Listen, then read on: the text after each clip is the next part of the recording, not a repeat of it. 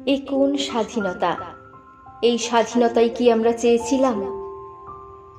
এই স্বাধীনতা ফিরিয়ে আনার জন্যই কি নেতাজি, ক্ষুদিরাম বসু, মাস্টারদার মতো ব্যক্তিত্বরা নিজেদের প্রাণ বিসর্জন দিয়েছিলেন?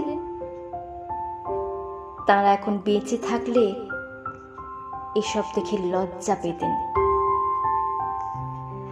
এখন স্বাধীনতা মানে শুধু একটা সেলিব্রেশন মাত্র, এর থেকে বেশি কিছু নয়।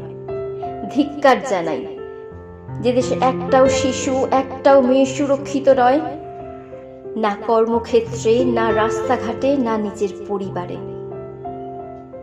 রাতের অন্ধকারে নিদ্রিত শরীরের উপরে ঝাঁপিয়ে পড়ে অমানবিক নিগ্রহ চালানো হয়, ক্ষতবিক্ষত করা হয় শরীর, শ্বাসরোধ করে খুন করা হয়।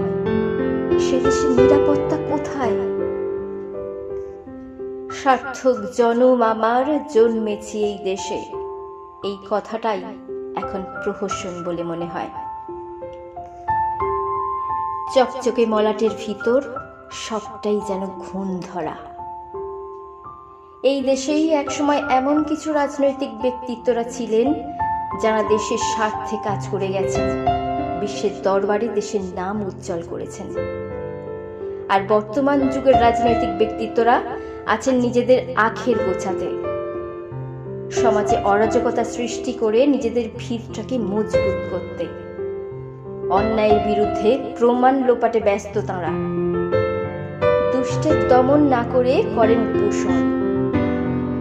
আন্দোলন হলেই ভীত হয়ে পড়েন এটা ভেবে কেঁচো খুঁড়তে কেউটে না বেরিয়ে পড়ে। তিল তিল করে গড়ে তোলা ভারতবর্ষের গৌরব কোন তলানিতে পৌঁছে দিয়েছেন এরা? সিংহাসনের লোভে, ক্ষমতার লোভে।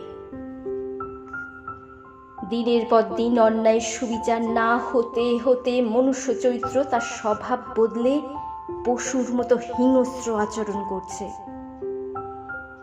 একবিংশ শতাব্দীতে দাঁড়িয়ে আমাদের বলতে লজ্জা হচ্ছে যে আমরা একটি স্বাধীন গণতান্ত্রিক দেশের নাগরিক। রবি ঠাকুরের সেই লাইনটা আজ বড় মনে পড়ছে। আমি যে দেখেছি প্রতিকারহীন শক্তের অপরাধে, বিচারের বাণী নীরবে নিভৃতে কাঁদে।